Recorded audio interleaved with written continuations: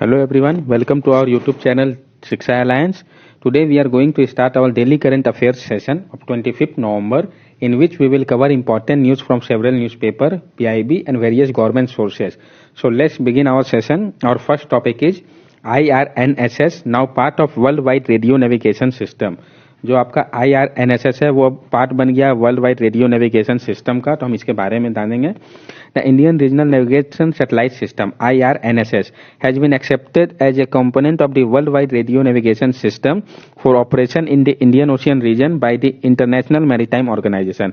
जो Indian regional navigational satellite system है IRNSS, उसको एक्सेप्ट कर लिया गया है एक कंपोनेंट के तौर पे world wide radio navigation system का, ताकि वो ऑपरेट करे इंडियन ओशियन रीजन पे बाय इंटरनेशनल मैरीटाइम ऑर्गेनाइजेशन के द्वारा. IRNSS with an operational name of NAVIC, acronym for Navigation with Indian Constellation, is an Indian regional satellite navigation system that provide accurate real-time positioning and time service.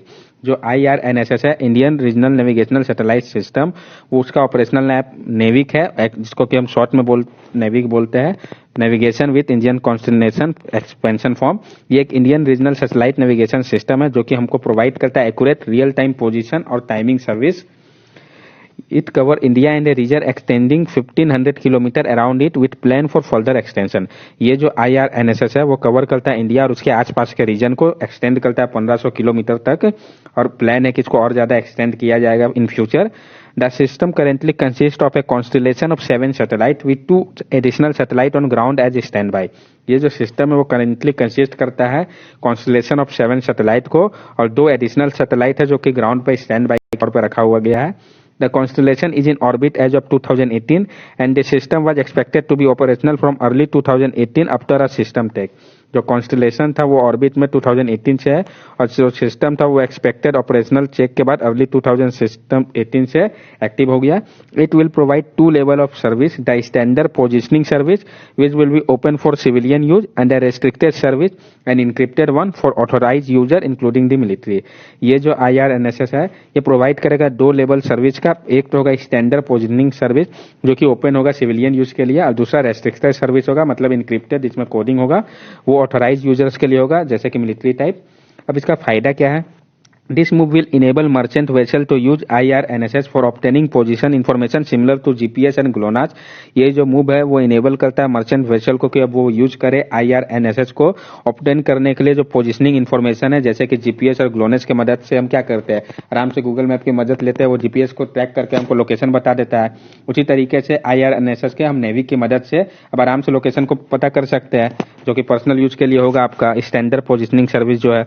Then ये जो है assist करेगा navigation of ship को Indian ocean पे, water को, जो कि cover करेगा 50 degree north latitude, 55 degree east longitude, 5 degree south latitude and 110 degree east longitude, approximately up to 1500 kilometre from Indian boundary. तो ये जो है क्या करेगा, मदद करेगा जो नेविगेशनल शिप है इंडियन ओशियन वाटर पे, जो एरिया कवर करता है 50 degree north latitude, 55 degree east longitude, 5 degree south latitude and 110 degree east longitude, जो कि अप्रोक्सीमेटली 1500 किलोमीटर का एरिया आ जाएगा इंडियन बाउंड्री का. ये आप देख सकते हैं 7 जो सैटेलाइट है कॉन्स्टलेशन के रूप में, जो इंडिया और उसके आसपास 1500 किलोमीटर के एरिया को जो कि मदद करेगा. नेक्स्ट टॉपिक है हमारा inner line permit.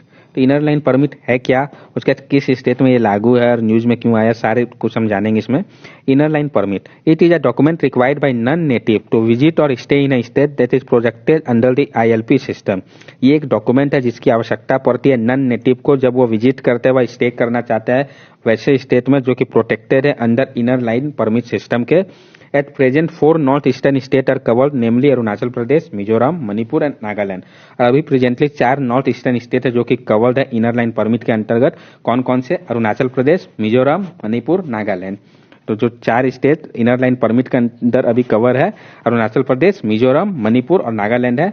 Both the duration of stay and the areas allot to access for any non native are determined by the inner line permit. जो ड्यूरेशन है स्टे का, जो एरिया जो कि अलॉट किया जाएगा एक्सेस के लिए किसी नॉन नेटिव को, डिटरमाइन किया जाएगा ILP के द्वारा ही. The ILP is used by the concern state government and can be availed both by applying online और इन पर्सन. ये जो है इश्यू किया जाएगा कंसर्न स्टेट गवर्नमेंट के द्वारा और वो अवेलेबल होगा, अप्लाई किया जा सकता है ऑनलाइन व पर्सन के द्वारा. वाई न्यूज में क्यों आया? तो 7 Meghalaya based organisation have renewed their movement for the implementation of the British era inner line permit for entry into the state and scrapping of the citizenship amendment act. जो 7 Meghalayan based organisation है उन्होंने बोला है कि रिन्यू किया जाए जो उनका मूवमेंट है implementation of British era inner line permit, कि वो बोल रहे जो ब्रिटिश समय में जो लाइन परमिट का जो चल रहा था वो फिर से लाया जाए स्टेट में और स्क्रैप किया जाए जो सिटीजनशिप अमेंडमेंट एक्ट है वो वहां पे नहीं लागू करे। बैकग्राउंड क्या है तो हम वो समझ ले। The inner line permit is an extension of the Bengal eastern frontier regulation act 1873। Inner line permit जो है वो एक एक्सटेंशन है Bengal eastern frontier regulation act 1873 का ही। The britishers frame regulation restricting entry in certain designated area. जो britisher थे उस समय पे उन्होंने फ्रेम किया था रेगुलेशन और रेस्ट्रिक्ट करते थे एंट्री सर्टेन डेजिग्नेटेड एरिया पे। This was done to protect the crown interest in certain state by preventing British subject Indian from trading with in this region. ये जो था वो किया जा रहा था प्रोटेक्ट करने के लिए जो क्राउन का इंटरेस्ट था खुद का कुछ स्टेट में प्रिवेंट करते थे ब्रिटिश सब्जेक्ट को इंडियंस को वो ट्रेड करे सिर्फ इसी रीजन पे। इन 1950 the term British subject was replace with citizen of India. और 1950 में क्या हुआ जो टर्म था ब्रिटिश सब्जेक्ट को रिप्लेस कर दिया गया सिटीजन ऑफ इंडिया से। Today, all non-native require the permit. This was done to protect the indigenous tribal community of this state from exploitation. आज जो है सारे नॉन नेटिव को जरूरत है परमिट का अगर ताकि प्रोटेक्ट किया जा सके जो इंडिजिनस ट्राइबल कम्युनिटीज है इस स्टेट के ताकि उनका एक्सप्लॉयटेशन ना हो। अगर इस स्टेट में जाना है तो इनर लाइन परमिट इसलिए जरूरी हो जाता है। अब व्हाट अबाउट फॉरेनर, ये तो हो गया इंडियन सिटीजन के लिए। फॉरेनर के लिए फिर क्या नियम है? An inner line permit is only valid for domestic tourist for foreigner tourist in. जो इनर लाइन परमिट है वो वैलिड है डोमेस्टिक टूरिस्ट के लिए। अगर वो फॉरेन टूरिस्ट होंगे तो उनके लिए क्या नियम होगा? तो मणिपुर के लिए no permit is required but have to register themselves, यानी मणिपुर के लिए कोई परमिट की जरूरत नहीं है, उनको रजिस्टर करना होगा। मिजोरम के लिए no permit is required but need to register, Mizoram के लिए भी उनको रजिस्टर करना होगा। Nagaland no permit is required however they need to register, Nagaland के लिए भी। Arunachal Pradesh tourist need a protected area permit or restricted area permit from the ministry of home affairs government of India. लेकिन अरुणाचल प्रदेश के केस में क्या है कि जो टूरिस्ट है उसको जरूरत होगा प्रोटेक्टेड एरिया परमिट व रेस्ट्रिक्टेड एरिया परमिट का। और ये परमिट देगा कौन? तो जो मिनिस्ट्री ऑफ होम अफेयर्स है गवर्नमेंट ऑफ इंडिया के अंतर्गत वो देगा, तभी आप वहां पे जा सकते हैं फॉरेनर। तो नेक्स्ट टॉपिक हमारा Chinese dam project on Brahmaputra and is impact on down stream countries. जो चाइनीज डैम प्रोजेक्ट है ब्रह्मपुत्र रिवर पे उसका क्या इम्पैक्ट पड़ेगा डाउन स्ट्रीम कंट्रीज पे। तो सबसे पहले हम देख रहे हैं scarcity of water in India and China, कि जो स्कैरसिटी हो रहा है वाटर इंडिया और चाइना पे। As India and China continue to grow demographically as well as economically amid increase consumption among its citizen both nation face water constraint. India और China जो है दोनों ही कंटिन्यू ग्रो कर रहा है डेमोग्राफिकली भी और साथ साथ इकोनॉमिकली भी। इसके कारण क्या है कंजम्पशन जो है बढ़ा है उनके सिटीजन का, दोनों नेशन जो है वो फेस कर रहा है वाटर कॉन्स्टेंट का, वाटर प्रॉब्लम का सामना करना पड़ रहा है। China, which is home to close to 20% of the world population, has only 7% of its water resource. China जो कि होम है 20% वर्ल्ड के पॉपुलेशन का, उसके पास सिर्फ 7% है वाटर रिसोर्स का। Severe pollution of its surface and groundwater caused by rapid industrialization is a source of concern for Chinese planner. और जो बहुत ज्यादा पॉल्यूशन है सरफेस और ग्राउंड वाटर का और जो बहुत जल्दी रैपिड इंडस्ट्रियलाइजेशन हुआ एक चिंता का विषय बन गया है चाइनीज प्लानर के लिए। China southern region are water rich in comparison to water state northern part. तो चाइना का साउथर्न रीजन है वो वाटर रिच है जब हम अगर उसको कंपेयर करें तो जो वाटर स्टेट रीजन है नॉर्थर्न पार्ट यानी साउथ में चाइना के पानी है ठीक ठाक लेवल पे, लेकिन नॉर्थ में क्या वाटर स्ट्रेस है। The southern region is a major food producer and has significant industrial capacity as a consequence of more people living there. जो साउथर्न रीजन है वो एक मेजर फूड प्रोड्यूसर भी है और एक सिग्निफिकेंट इंडस्ट्रियल कैपेसिटी भी है, एक कंसिक्वेंस है ये मोर पीपल क्योंकि वहां पर रहते हैं। और रीजन क्या है तो साउथर्न रीजन पे वाटर कैपेबिलिटी ज्यादा है। India is severely water stress as well, और इंडिया भी काफी ज्यादा वाटर स्ट्रेस है। सिमिलर टू चाइना इंडिया है 17% of the world population and 4% of water. और चाइना के जैसा ही इंडिया का 17% है वर्ल्ड का पॉपुलेशन और सिर्फ 4% है वाटर में, तो चाइना से भी कम है हमारे पास water. As in China an equal ambitious north south river linking project has been propose in India. और चाइना के जैसा ही इक्वली जो ambitious north south river linking project जो है प्रपोज किया गया इंडिया पे भी। Impact on downstream state, क्या प्रभाव पड़ेगा इसका डाउन स्ट्रीम स्टेट पे। The construction of several dam across the Yarlung Brahmaputra river on the Chinese side has been repeated cause for concern for Indian official and the local people. जो construction है बहुत सारा dam का यारलुंग ब्रह्मपुत्र रिवर पे Chinese side में वो रिपीटेड एक चिंता का विषय बना हुआ इंडियन ऑफिशियल और लोकल पीपल के लिए। China has an ambitious plan to link it south and north through a canal aqueduct and linking of major river to ensure water security. China का एक एम्बिशियस प्लान है कि वो link करे उसके साउथ नॉर्थ को कैनाल के माध्यम से, एक्यूडक्ट के माध्यम से, और जो लिंकिंग है मेजर रिवर का ताकि वो इंश्योर कर सके वाटर सिक्योरिटी उसके नॉर्थर्न पार्ट में भी। In pursuit of this goal. China, being an upper riparian state in Asia, has been blocking river like Mekong and its tributary, affecting Southeast Asian country like Thailand, Vietnam, Laos, Cambodia. और अपने गोल को पूरा करने के लिए China क्या कर रहा है, अपर राइपेरियन स्टेट होने के कारण एशिया पे ब्लॉक कर रहा है जो रिवर है, जैसे कि मेकोंग हो गया और उसके ट्रिब्यूटरी को, जो कि अफेक्ट कर रहा है साउथ ईस्ट एशियन कंट्री को, लाइक थाईलैंड हो गया, वियतनाम हो गया, लाओस हो गया, कंबोडिया हो गया, जो कि गलत है क्योंकि आप ब्लॉक नहीं कर सकते, सबको इक्वल एक्सेस का अधिकार है. It has caused immense damage to the environment and alter river flow in the region. और इसके कारण क्या हुआ, बहुत ज्यादा डैमेज हुआ एनवायरमेंट का और इसने अल्टर कर दिया जो रिवर फ्लो है इस रीजन का.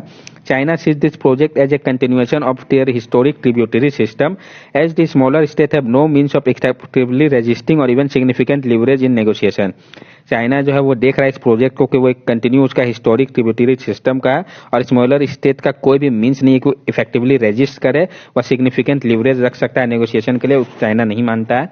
चैलेंजेस फॉर इंडिया, इंडिया के लिए क्या चैलेंज है. There are no multiple operation dam in the Yarlung Tsangpo basin with more dam commission and under construction. This construction present a unique challenge for India planner. अभी क्या है, multiple operational dam तो फिलहाल नहीं है Yarlung Tsangpo basin पर, लेकिन जो बहुत सारे डैम कमीशन किए जा रहा है और जो अंडर कंस्ट्रक्शन में है, ये जो कंस्ट्रक्शन प्रेजेंटली हो रहा है ये एक चैलेंज क्रिएट करेगा इंडिया के प्लानर के लिए, क्योंकि उनको अब सोचना होगा कि फिर वो क्या अल्टरनेटिव ले, क्योंकि जब वाटर अगर वहां पे वो डैम बनाते हैं तो वाटर का फ्लो हिंदर करेगा, वो उसी मीडियम से नहीं आएगा. तो अब हम उसके बारे में जानेंगे. Dam will eventually lead to degradation of the entire basin. जो डैम बनाया जा रहा है उससे क्या होगा, इवेंचुअली डिग्रेडेट करेगा जो इंटायर बेसिन है. Silt carried by the river would get block by dam leading to a fall in the quality of soil and eventually reduction in agriculture productivity. जो सिल्ट कैरी पहले river के द्वारा किया जाता था वो ब्लॉक्ड हो जाएगा डैम बनने के कारण. इससे क्या होगा, सॉइल की क्वालिटी गिरेगी और इसका परिणाम क्या निकलेगा, तो एग्रीकल्चर प्रोडक्टिविटी ऑटोमेटिकली डिटोरिएट हो जाएगा. The Brahmaputra Basin is one of the most ecologically sensitive zone. और जो ब्रह्मपुत्र बेसिन है वो one of the most ecologically sensitive zone है. It is identified as one of the world 34 biological hotspot. और इसको identify किया गया है कि ये one of the world 34 biological hotspot है. This region seen several species of flora and fauna that are endemic to only this part of the world. और जो ये रीजन है वहाँ पे बहुत सारे स्पीसीज है फ्लोरा एंड फोना के जो पाए जाते हैं, जो कि इंडेमिक है, वो सिर्फ इसी पार्ट में वर्ल्ड के पाए जाते हैं. The river itself is home to the Gangetic river dolphin which is listed as critically endangered. और ये जो ब्रह्मपुत्र रिवर है वो होम है गैंगेटिक रिवर डॉल्फिन का भी, जिसको कि लिस्ट किया गया है क्रिटिकली इंडेंजर कैटेगरी में. The location of the dam in the Himalayan pose a risk. जो लोकेशन है डैम का हिमालयन एरिया पे वो भी एक खतरा है. Seismologist consider the Himalaya as most vulnerable to earthquake and seismic activity. जो सिस्मोलॉजिस्ट है उनका मानना है कि जो हिमालय है सबसे वल्नरेबल है अर्थक्वेक व सिस्मिक एक्टिविटी के लिए. The sheer size of the infrastructure project undertaken by China and increasingly by India poses a significant threat to the population living downstream. जो sheer size infrastructure project जो कि किया जा रहा है चाइना और increasingly इंडिया के द्वारा, वो एक खतरा बन रहा है जो पॉपुलेशन है जो कि डाउनस्ट्रीम में रह रहा है. Close to 1 million people living in Brahmaputra basin in India and 10 of million further downstream in Bangladesh. जो क्लोज है मिलियंस पीपल जो कि रह रहे हैं ब्रह्मपुत्र बेसिन के पास इंडिया के, और जो 10 of million further downstream Bangladesh के पास रह रहा है, तो उसके लिए एक चिंता का विषय रहेगा कि जो वो सिस्मिक मूवमेंट है तो उस कारण हो सकता है कि डैम कोलैप्स कर जाए. तो जो वाटर सडन जो आएगा तो उसके कारण कितनी सारी कैजुअलिटी होंगी. Damaging Brahmaputra would result in water security and era of unprecedented shifting climate pattern. और जो डैमिंग ब्रह्मपुत्र है उसके कारण क्या होगा, जो वाटर सिक्योरिटी होगा वो एक अनप्रेसिडेंटेड शिफ्ट कर देगा क्लाइमेट पैटर्न को भी. This security extends beyond water as there is the potential to significantly change the flow rate during time of standoff and high tension. ये जो security extends है beyond water का, ये क्या है, पोटेंशियली सिग्निफिकेंटली बदल देगा जो फ्लो रेट था जो स्टैंड अप और हाई टेंशन का वाटर को, उसमें भी चेंजेस आ जाएगा डैम के कारण. तो वे फॉरवर्ड आगे क्या रास्ता है, both side must cease new construction on the river and commit to potentially rate destructive solution. दोनों साइड को रुकना चाहिए नया कंस्ट्रक्शन प्रोजेक्ट को रिवर पे और कमिट करना चाहिए कि वो पोटेंशियली रेट डिस्ट्रक्टिव सॉल्यूशन खोजे इसके लिए. Building a decentralized network of check dam, rain capturing lake, and using traditional means of water capture have shown effective result in restoring the ecological balance while supporting the population of the region in a sustainable manner. और बनाना decentralised network जैसे कि check dam हो गया, rain capturing lake हो गया, और use करना traditional means water capture का, ये काफी इफेक्टिव रिजल्ट शो हुआ है रिस्टोर करने में इकोलॉजिकल बैलेंस को. साथ साथ ये सपोर्ट करता है जो पॉपुलेशन रहते हैं उस रीजन पर, वो भी एक सस्टेनेबल मैनर पे. तो ये तरीका अपनाना चाहिए. नेक्स्ट टॉपिक है हमारा experimental drug given to Trump to treat कोविड-19 get FDA clearance.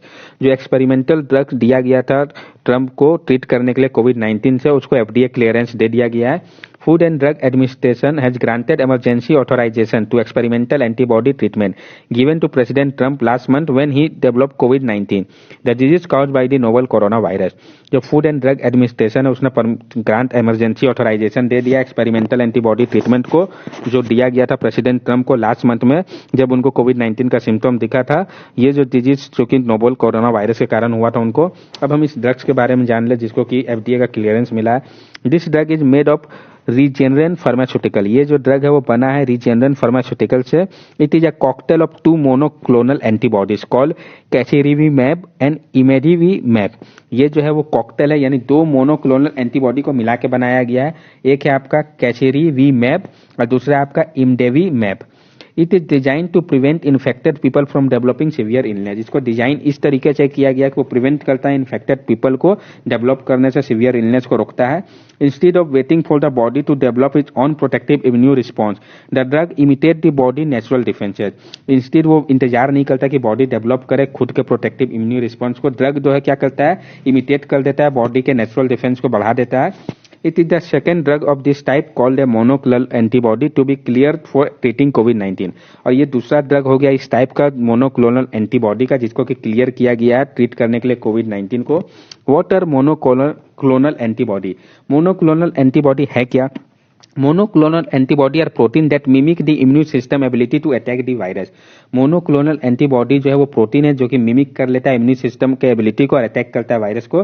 They are man made protein. ये जो है मैन मेड प्रोटीन है। अब आप यहाँ से समझ सकते हैं मोनोक्लोनल वर्सेस मोनोक्लोनल एंटीबॉडीज के बारे में। तो जो पॉलीक्लोनल होता है वो सस्ता है प्रोड्यूस करने पर, जबकि monoclonal in comparison to polyclonal expensive है। पॉलीक्लोनल क्या है, तो मिक्स पॉपुलेशन ऑफ एंटीबॉडीज है, जबकि मोनोक्लोनल में क्या है, सिंगल एंटीबॉडी स्पीसीज होता है। पॉलीक्लोनल जो है वो बाइंड करता है different area of target molecule को, जबकि मोनोक्लोनल सिर्फ बाइंड करता है सिंगल स्पेसिफिक साइट पे। पॉलीक्लोनल जो है वो टॉलरेट करता है स्मॉल चेंजेस को प्रोटीन स्ट्रक्चर पर, जैसे कि डीनेचुरेशन हो गया, डिसमेराइजेशन हो गया, फॉस्फोराइलेशन हो गया। जबकि मोनोक्लोनल क्या है, ये ओनली रिकॉग्नाइज करता है एक पार्टिकुलर प्रोटीन, जैसे कि फॉस्फोराइलेशन हो गया, डाइमर्साइज हो गया। ये जो है आपका इन्फिनिटली रिन्यूएबल है मोनोक्लोनल। आप दोनों का स्ट्रक्चर देख सकते हैं, पॉलीक्लोनल एंटीबॉडीज और मोनोक्लोनल का यहाँ पे। नेक्स्ट टॉपिक हमारा India set to launch deep sea mission. PIB का न्यूज है तो काफी इंपॉर्टेंट हो जाता है। इंडिया जो है वो लॉन्च करने वाला है deep sea mission. India will soon launch an ambitious deep sea mission that envisages exploration of mineral energy and marine diversity of the underwater world, a vast part of which is still remain under explore.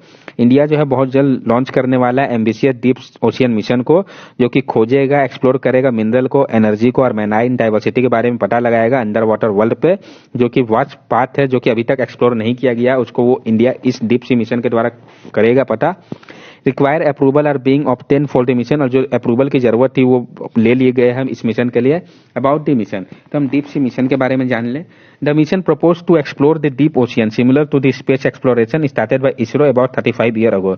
ये जो mission है वो जो propose किया गया वो same deep space mission जो था स्टार्ट किया गया था इसरो के द्वारा 35 ईयर अगो, उसी के जैसा है। The focus of the mission will be on deep sea mining, ocean climate change advisory service, under water vehicle and under water robotic related technology.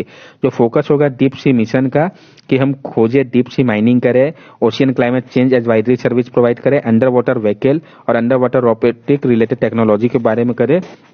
Two key projects planned in the Deep Ocean Mission report include a desalination plant powered by tidal energy and a submersible vehicle that can explore depth of at least 6,000 meters। जो 2 की project जो कि plan किया गया है deep ocean mission के अंतर्गत, उसमें से एक है आपका डिसैलिनाइजेशन प्लांट जो कि पावर्ड बाय टाइडल एनर्जी है, और दूसरा है आपका सबमर्सिबल व्हीकल जो कि एक्सप्लोर करेगा डेप्थ ऑफ एटलीस्ट 6,000 मीटर तक के डेप्थ को वो एक्सप्लोर करेगा। सिग्निफिकेंस क्या हो जाता है इस मिशन का? The mission will give to boost to effort to explore India vast exclusive economic zone and continental shelf. ये जो मिशन है वो एक बूस्ट देगा जो एक्सप्लोर करेगा इंडिया के वास्ट एक्सक्लूसिव इकोनॉमिक जोन और कॉन्टिनेंटल शेल्फ को। The plan will enable India to develop capability to exploit resources in the central Indian ocean basin.